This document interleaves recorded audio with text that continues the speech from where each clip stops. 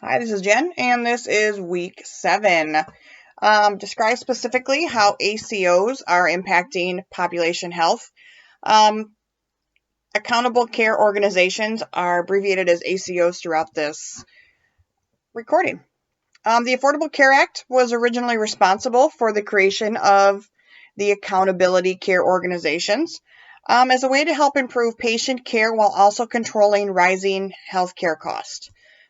ACOs often consist of groups of hospitals, physicians, and other healthcare providers who share the responsibility for providing for their patients. ACOs create financial incentives to help with cooperation from professionals, share information, and also help everybody save money. You got to give a little to save a little. While they are also providing coordinated, high-quality care to their patients, which is often the primary of the Medicare patients, we'll be honest. And those are usually those adults 65 and older. ACOs also help to ensure chronically ill patients get the right care at the right time while avoiding duplication of services. Essentially, ACOs organize the different elements of the healthcare system. They help organize together the hospital part, the primary care, the specialist, home health care to help ensure parts work well together for the patient. They are basically like the middleman who's looking out for the best options for the patient and also healthcare providers. So if you're sending people to different, if you're having duplication of services, it's also going to bog down the health service, or the health systems. What did I learn? Well, actually, I learned a lot. ACOs have been able to produce modest cost savings, which are largely attributed to savings in outpatient expenses among the most medically complex patients, which, as we all know, is the ones that are are the patients who do cost the most and do tax the most out of the current healthcare system. And there also has been reductions in the delivery of low-value services. ACO models met most quality measures and performed better than their fee-for-service counterparts, which is interesting. So far, there is relatively little evidence about the impact of accountability care organizations on the actual provider experience, but patients have been enjoying the experience of the ACO. I also learned that ACO is trying hard to assist patients and their families, but they are up against several roadblocks, making this process difficult at times, which we talk about here in a few questions. Does this information support my underlying assumptions related to the role of ACOs and addressing the need for their respective populations? Why or why not? Well, I didn't have any underlying assumptions about ACOs as I didn't know what they were until this assignment. But they're kind of following around what I was thinking. They do focus on improving individual health care and improving the health of the entire population for which they are accountable. Despite the promises of new payment, though, to encourage providers to focus on population health and social determinants, relatively few payment models are actually working, though. To me, that was interesting and also kind of sad. Instead, many are focused on the basic factors of healthcare cost that are under the provider's direct control. If it's something that providers can control, they're more likely to go to that option instead of ACOs. What are some of the challenges faced by the ACOs in achieving high patient outcomes? The ACOs only have a limited function with social needs, or limited resources when it comes to making social needs decisions. Second, there is a partnership between ACOs and community-based organizations that are critical for developing programs, but are often difficult to develop still. Unsure why all the time that is, but like I said, we're kind of the new kid on the block coming in, and there have been other relationships that have been present for years, especially in the smaller communities, that will also make it difficult. Finally, the implementation of innovations to address social needs was constrained by the ACOs. They've had difficulty determining how to best approach the return on investments, given shorter funding cycles, longer time horizons to see returns, and social determinant investments. They need to explore each of those different parts to see why they're struggling with that still. There are several core features that define ACO as a payment model. There's several differences. There's clinical and socially complex, ACO network configuration, and they don't highlight why specific strategies have been different effective levels and different types of ACOs. Provider organizations would be well served by accounting for these issues as they consider ACO participation.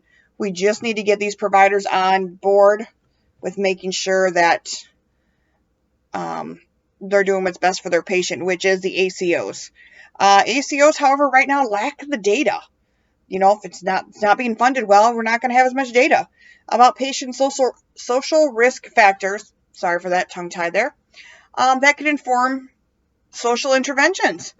Among those who use the ACO, there was a wide variation in the degree and rigor of the evaluations, with some engaging only in the most basic efforts.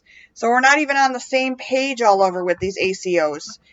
They're great, they're beneficial, but we're not evaluating them all the same, so it's hard to compare. 95% of the ACOs, we did do a study, and that 95% of the ACOs that participate in the study use partnerships with community-based organizations to refer patients for necessary social services instead of developing services in-house. Overall, lack of funding mechanisms. There's no mechanism to get funding, especially right now in trying times. The incentives for ACOs to utilize, for them to be able to utilize this funding is a huge barrier. Like I said, lack of funding often leads to death of the project. But how can they overcome it? Of course, like staff members and fellow nurses, we are overcomers. They promote the interest in a way to use data sets to tee up more target interventions. They're assessing the areas and they're getting more target interventions, like if there is a need for housing, they go for the housing. If there's a need for food insecurity, they help bring food to the area. Going for more, based on their assessments, not just an all-inclusive in general. Built-in standard screening tools, that would be the best, I believe, from all the interventions I've seen, into the electronic health record with software to take the data into and have it flow into a social services section. If it's right there for the provider, they're most likely to click it. Bring public health representatives to be involved in the ACO. To be successful, public health has to be involved. You're going towards the public health has to be involved. They got to get them involved. They also have the experience and expertise. The public health has been being involved with the public for as long as they've been around. These are the people we need to tap for information and help. They also are experts in treating and preventing diseases rather than treating it, as they are often more associated with outreach instead of medical treatments. They are great at preventing diseases, doing the one most recently we've seen around here is immunizations.